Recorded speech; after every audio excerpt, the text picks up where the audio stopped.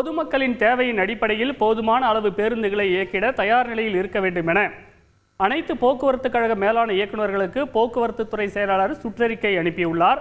கனமழையை எதிர்கொள்ள முன்னெச்சரிக்கை நடவடிக்கையாக இந்த அறிவிப்பானது வெளியிடப்பட்டுள்ளது. செய்திகளை உடனுக்குடன் தெரிந்து கொள்ள உடனே சப்ஸ்கிரைப் பண்ணுங்க.